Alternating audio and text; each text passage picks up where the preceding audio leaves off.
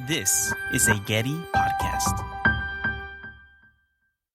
Hi, I'm Jaime, and no, this isn't a bonus episode of Recurrent, but while I'm busy working on Season 2, I wanted to introduce you to another Getty podcast called Recording Artist. This series tells the stories of artists in their own words, using recordings and documents pulled from the Getty Research Institute archives. Season 3 is hosted by artist and futurist Ahmed. He dives into three figures from the innovative mid-century art science group Experiments in Art and Technology, or E.A.T, and explores big questions like, how do artists and scientists think about failure? Why would scientists want to work with artists anyway? And where do echoes of E.A.T appear in our world today? Now, I'm excited to share the first episode on artist Robert Rauschenberg. To hear the rest of the episodes, subscribe to Getty's Recording Artist wherever you get your podcasts or on our website at getty.edu/recordingartist. It couldn't be done today. It was done before its time, and it's too late now. That's a rare moment. That's artist Robert Rauschenberg. He was a major figure in 20th century art. An exuberant maverick whose multimedia work paved the way for pop art and much that followed. But he's talking here about a part of his career that is less well known. His work with the art science group called Experiments in Art and Technology.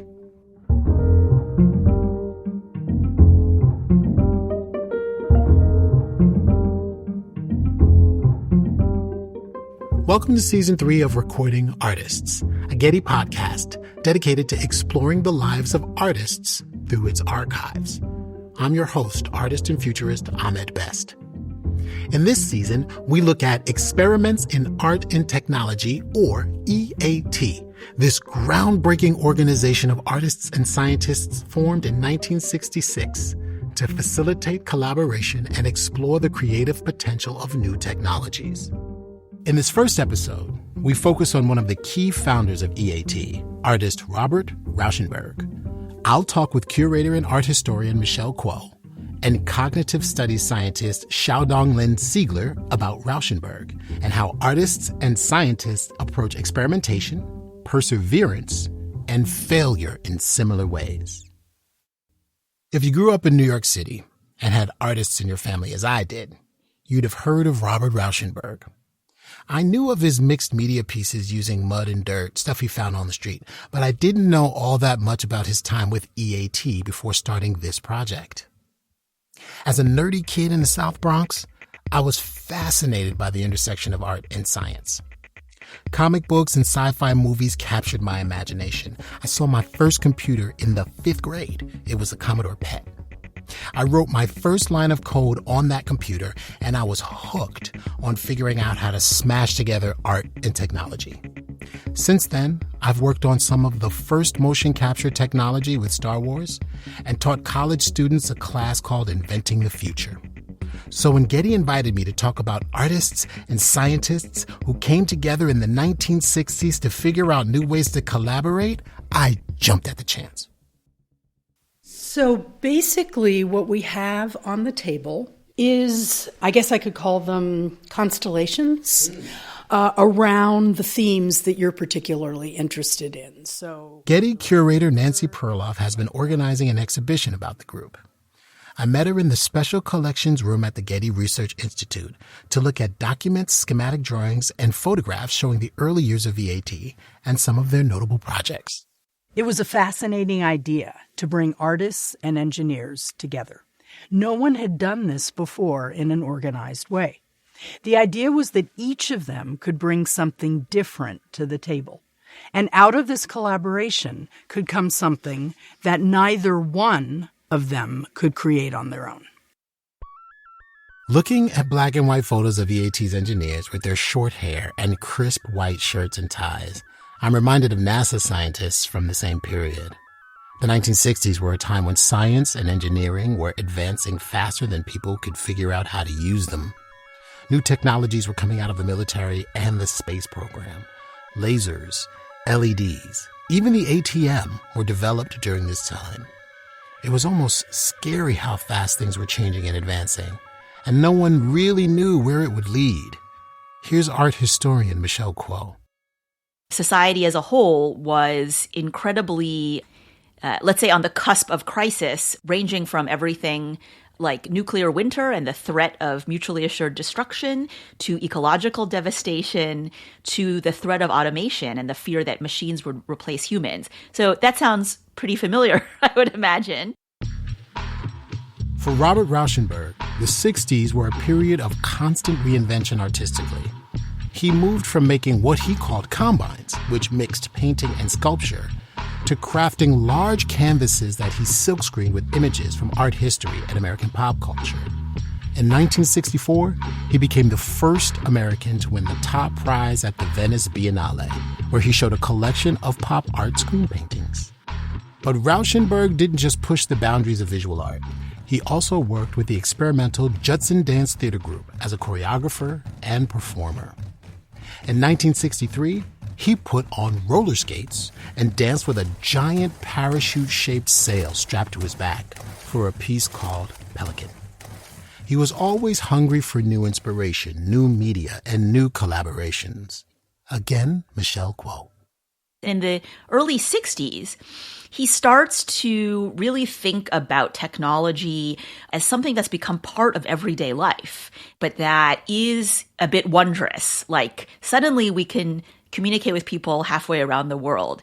Suddenly, humans are launching satellites into space that can transmit beams over thousands and thousands of miles. And he became fascinated, just like he was fascinated with nature, he became fascinated with technology as something that's all around us, but that we don't necessarily take time to understand. Milton Ernest Rauschenberg was born in 1925 in Port Arthur, Texas, a backwater oil industry town. He changed his name later because he thought Robert Rauschenberg sounded better. He studied pharmacology at the University of Texas in Austin before dropping out, probably due to dyslexia. In 1944, he was drafted into the Navy, and he was working at a Navy hospital in San Diego when he took a day trip to the Huntington Museum and Gardens in San Marino near Los Angeles. He talked about it later with art historian Barbara Rose. I went to the cactus garden that they had there and walked into this big building, which turned out to be the museum. Pinky and Blue Boy and Sarah Siddons by Reynolds, and that was a total overdose. That was the first time I realized that you can be an artist. It's funny to think that a few formal portraits by 18th century British society painters could inspire a wildly innovative and experimental art career. But you never know what can change your life. For me, it was reading Shakespeare's Othello in high school. Most of my classmates looked at the text and might as well have been looking at hieroglyphics. But I understood every word.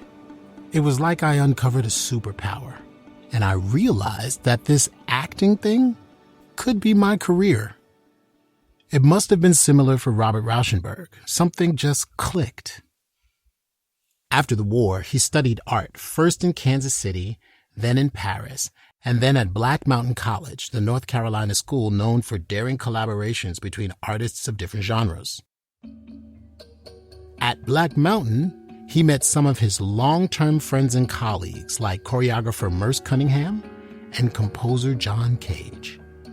The restless, collaborative, experimental model of Black Mountain was one he would stick to throughout his career.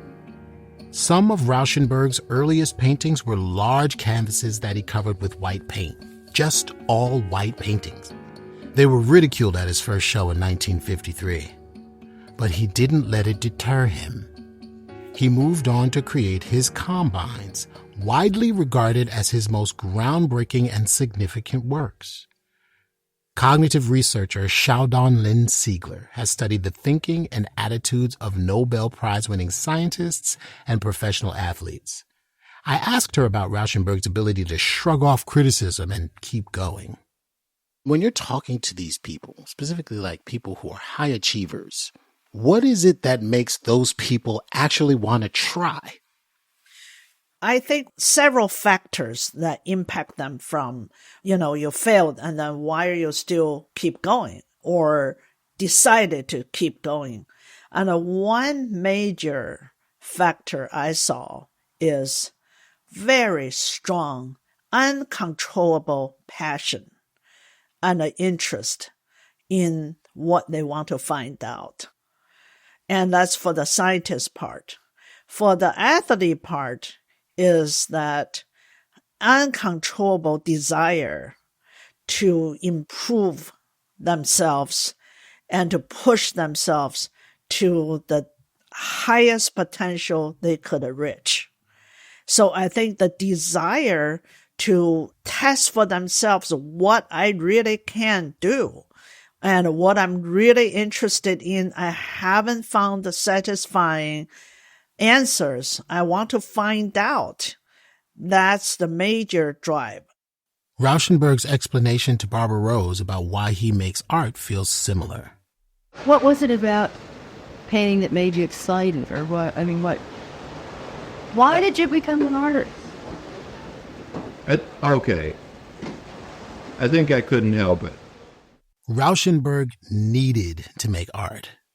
And part of what shielded him from any feeling of failure was his belief that art making wasn't really about an end product, a painting, a sculpture, a performance.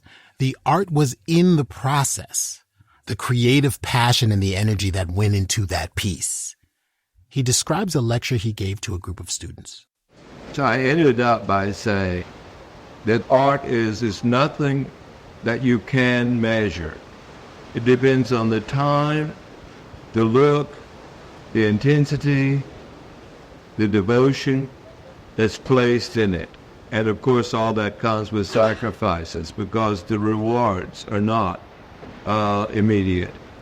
I said, if you can avoid being an artist, do so. Everybody in the arts has heard that at some point.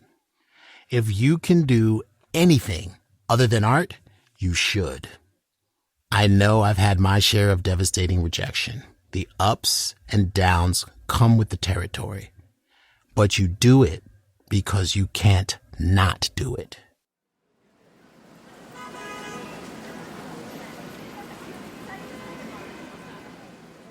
If there's a seminal moment for E.A.T., one of those events that doesn't seem like much at the time but in retrospect has real significance, it has to be the meeting of Robert Rauschenberg and Billy Kluver. Kluver was a Swedish physicist who was working for Bell Laboratories in New Jersey. Michelle Kuo. Bell Labs was, at the time, from the 30s onward, for about 40 to 50 years, the kind of global apex of scientific research. They invented the laser. They discovered the evidence of the Big Bang. They created the first sort of computer graphics and digital sound mechanism. So Kluver was in the seat of scientific and engineering discovery. At the same time, he had been involved with artists and filmmakers, actually, and performance and theater professionals in Sweden, and through just connections, like social connection, became friendly with a number of artists. It was through his collaboration with Swiss artist Jean Tinguely that Kluver met Rauschenberg. Tinguely worked with Kluver to create in 1960 a work called Homage to New York in the sculpture garden of the Museum of Modern Art in New York. And in an early spring March evening, they set off this gigantic contraption that had wheels and whistles, and basically it was a sculpture that Tinguely said was supposed to destroy itself, and that it would actually explode at the end of this performance. Rauschenberg was there, and so Rauschenberg himself had created a little contraption that he called Money Thrower that was sort of in response to this big auto-destructive sculpture, as Tinguely called it, and that's where Rauschenberg met Kluver on that rainy evening in New York. The two of them hit it off and started working together on sculptures and installations. For Rauschenberg, Kluver was a gateway to science and technology. Rauschenberg later said, Billy Kluver gave me the suggestion that the possibilities in technology were endless. Michelle Kuo. I think Rauschenberg and Kluver and these other artists thought, well, what if we could take these technologies that are in development, technologies that 99.999% of ordinary people have no access to, let alone knowledge of, and what if we could think about them differently and maybe make them do something else, and maybe make them sort of experimental in the artistic sense rather than only in the technological research and development sense. Rauschenberg and Kluver started to conceptualize a series of performances that would involve a large group of artists and engineers working together using new technology to create live performances that had never been seen or experienced before. They started pulling in collaborators. Rauschenberg's circle of artists, dancers, and choreographers like Deborah Hay and Yvonne Rainer, along with experimental musicians and composers like John Cage and David Tudor, and Kluver's contacts, scientists and engineers from Bell Labs in New Jersey. Ultimately, they enlisted 10 artists and about 30 engineers in a months-long process to develop a slate of performances. They would meet, this kind of amoeba-like shape-shifting group of people, and they would have all these ideas. So the artists would throw out all these ideas. And the thing that everyone remembers from that time is that the engineers would say, whoa, like these things that you're throwing out, like there is no way we can realize that. Initially, the group planned to stage these performances at an arts festival in Kluver's native Sweden. When that fell through, they chose instead a New York venue, a huge hangar-like space with an art history pedigree. It was the 69th Regiment Armory Building in Manhattan, where the 1913 Armory show that introduced Duchamp, the Surrealists, and other avant-garde artists to Americans had taken place. They were hoping to be equally groundbreaking. The show was scheduled for 9 nights in October 1966, and it wasn't some fringe happening. It was a buzzy art world event called 9 Evenings, Theater and Engineering.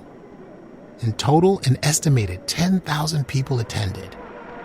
And it was indeed like nothing anyone had seen before.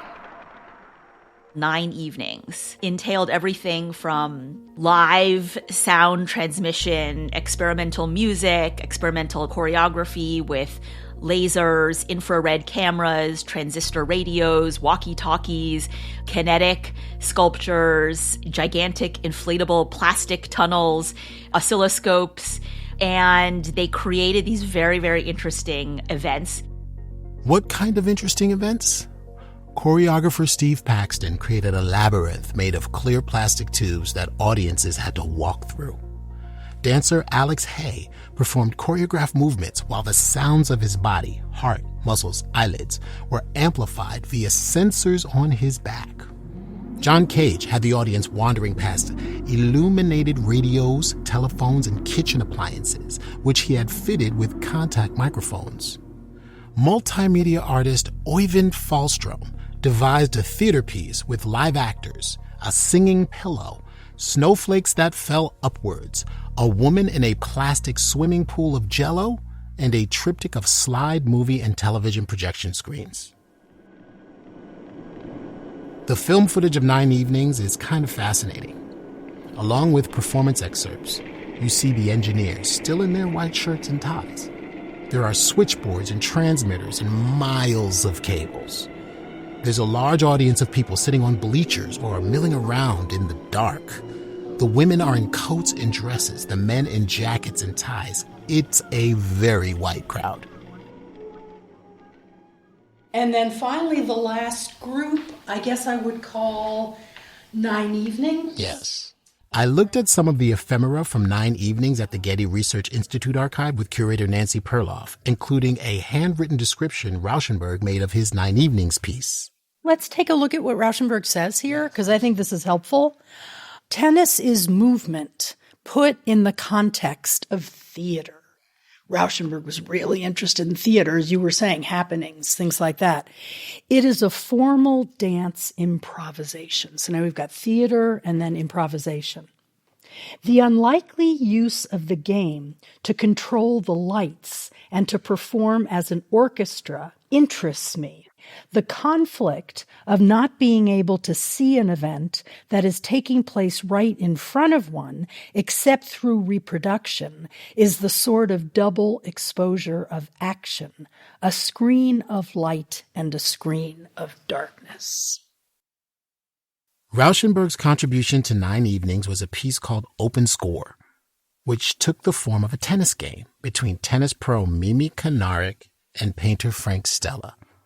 They played on a makeshift court lit from high above by 48 individual spotlights, using tennis rackets that were fitted with contact microphones, transmitters, and antennas. Each time one of the players hit the ball, the sound of the vibrating strings was transmitted to speakers around the armory. Picture a live-action version of the Atari video game Pong.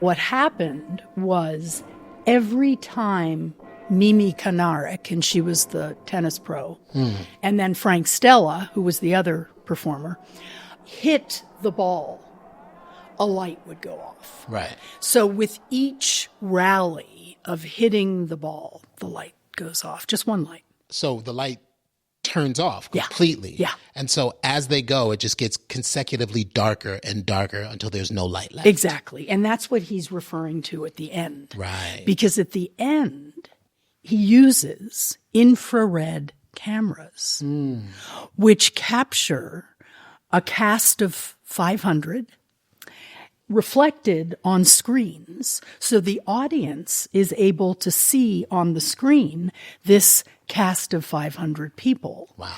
But the armory itself is completely dark. So this was a very early use of infrared technology by Rauschenberg. And that's what he's saying in terms of double exposure, a screen of light and a screen of darkness. All of these performance pieces are fun to talk about, and in the archival footage, they look compelling. But for the spectators there in the armory, 9 Evenings was a disappointment. Many came expecting something spectacular and mind-blowing, something theatrical. Maybe the promotion was to blame. When you see the ads for 9 Evenings, it says things like, you will see people float in the air, you will have this, transformative experience of wonders. And so it's very much billed in this kind of P.T. Barnum way. And so I think that also, in a way that probably the artist did not intend, drummed up expectations for some kind of spectacular fireworks extravaganza. And then, of course, it wasn't that. Even if the tech had worked seamlessly, they would get like a weird drone sound from John Cage. But the tech did not work seamlessly. It was intermittent and erratic. Sometimes it didn't work at all. For Rauschenberg's Open Score, each time they hit the ball, another spotlight was supposed to switch off automatically. At the first performance, though, engineers had to rush to unplug one light at a time as the game progressed. When the infrared cameras wouldn't turn on, an engineer eventually fixed the problem by doing what we all do now when we're faced with a mysterious tech failure. He unplugged everything and then plugged it back in. If you've ever worked on a play, even a high school play, you might remember a tech rehearsal where they figure out the lights and the sound. There's a lot of starts and stops, a lot of waiting around. It was a bit like that, except in front of a paying audience. So they're frantically trying to get this to work, and the audience has to wait, in some cases for hours, and they're getting really angry and impatient. Imagine an angry audience at a theater, and it's not the most fun experience. So it was a real experiment in every sense of the word. Disharmony at the Armory was how New York Times critic Grace Gluck titled her summary of the show. She quoted one spectator who said the show was brave, experimental, inventive, uncompromising, and I yawned all the way through it. New Yorker magazine art critic Peter Sheldal had one of my favorite summaries of the performances. They were malfunctioning, formless, benumbing ordeals. To appreciate 9 Evenings, you had to have not been there. As someone who's performed in some pretty edgy and experimental shows, I give a lot of credit to the artists, engineers, and performers who stage 9 Evenings. It takes courage to get up and do something when you don't know how it's going to go over. There's already a lot of insecurity involved in being an artist. To put something out there can be terrifying. So it's interesting to see that the artists and engineers weren't crushed by the bad reviews. All the evidence suggests that they felt just fine. Because in this case, their goal wasn't really to entertain an audience. It was all about creating something new. Here's how Rauschenberg described it more than 25 years later. If it's the first time that it's never been done, there's no preparation for any sense of being there. And I think that's why so many people who get brave coming, probably most of their experience afterwards, thinking I shouldn't have, but now are so proud. It's a very small club of people who brag about, I saw 9 Evenings. That's real elite. Yes. It couldn't be done today. It was done before its time, and it's too late now. That's a rare moment. Both science and art are experimental. They're iterative, and failure is a part of the process. You don't just wake up and create something perfect. You keep trying and keep failing until you get it right. Here's Xiaodong Lin-Siegler again. I firmly believe there is a strong correlation between high expectations, high achievement, high desire to achieve, and a high level of failures. And Michelle Kuo. Billy Kluver, who would go on to found E.A.T, famously said, if you are not failing 96% of the time, then you're not a good engineer.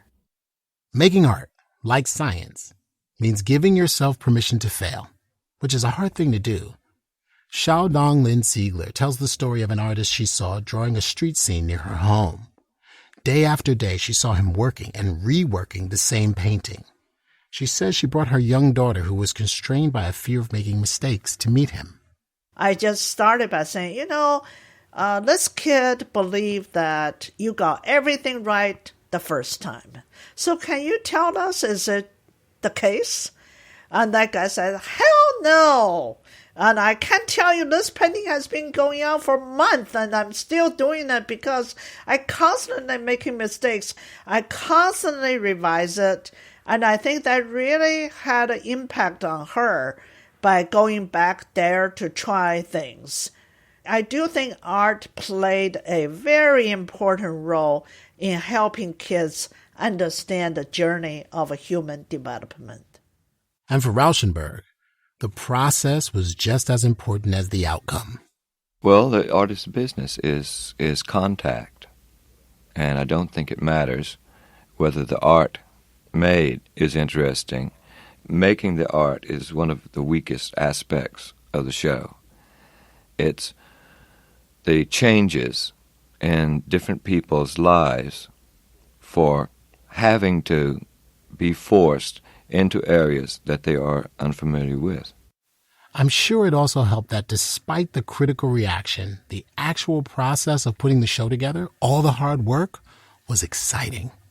Here's E.A.T co-founder Billy Kluver. The 9 Evenings had something like 4,000 engineering hours in it. And as far as the possibilities of collaborating, it proved the point. It was as chaotic as must have been the first makings of cinema, 1905 or something like that. It probably had much the same spirit to it. And here's Robert Rauschenberg. I think the engineers liked the spirit, and I think the artists liked the mind. And the guys were working for nothing. We were working for nothing. What a way to run a business, huh?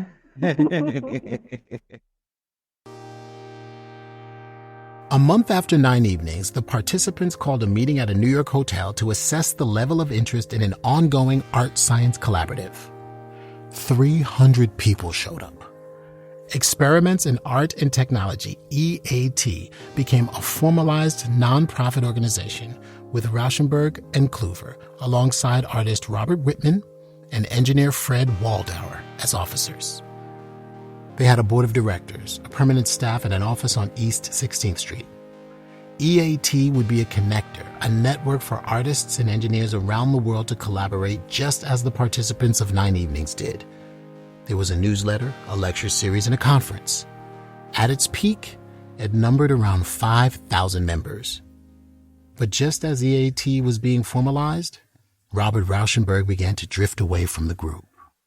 I think for Rauschenberg, he felt as E.A.T was growing in that way that he wasn't needed as much to be part of this organization because he didn't want to become a, administrative, centralized bureaucrat. That's really the opposite of what he wanted to do. The politics of the 60s and the 70s also made this continued collaboration less appealing. With the Vietnam War raging, the growth of the military-industrial complex, ecological disasters, and the looming threat of automation, big science was becoming a more controversial partner for artists. As he did throughout his career, Rauschenberg moved on to new collaborators and new media, though he didn't lose interest in using art to push the boundaries of technology, and vice versa. He collaborated with engineering behemoth Teledyne to create Mud Muse, a tank of driller's mud that bubbled in response to audio stimuli. He worked with manufacturers in Japan on new processes to print on ceramic tiles. In fact, he never stopped experimenting with new technologies and new mediums and collaborating with new people, both in the arts and sciences. I'll end with this clip from his interview with Barbara Rose, explaining this compulsion to always seek out the new.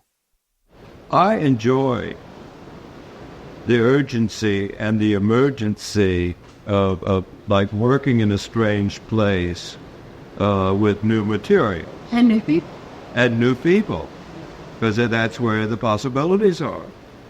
But why do you think that's true? I mean, I know that, you like to have people around. I don't want to be safe. That's where I get my energy, is not knowing what's going to happen next. The worst thing that can happen to me is I'm bored.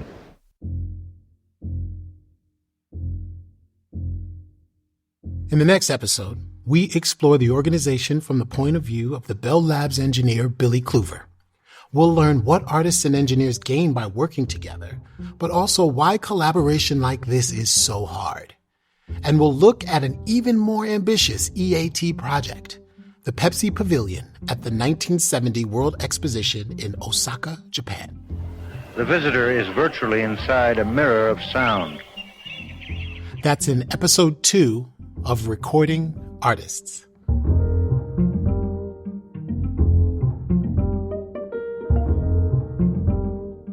This podcast is sponsored by the Getty Patron Program. This season was produced by Zoe Goldman, with audio production by Gideon Brower. Episode script by Zoe Goldman and Gideon Brower. Our theme music is by Bryn Bliska. Mixing additional music and sound design by Mike Dodge Weiskopf. Christopher Sprinkle is the executive producer. Gina White managed rights with Ju Hee Lee.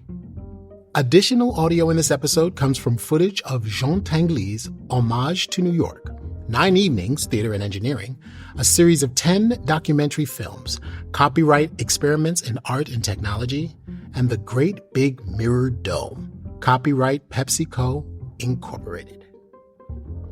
Thanks to Nancy Perloff and Megan Mastroianni for their research. Special thanks in this episode to Michelle Kuo, Xiaodong Lin-Siegler, and the Robert Rauschenberg Foundation. To see Robert Rauschenberg's handwritten description of OpenScore or a picture of the first infrared camera being tested in his studio, along with more images and transcripts, visit getty.edu/recordingartists. Liked hearing us? We want to hear about you. Take our audience survey at the link in the show notes or on our website.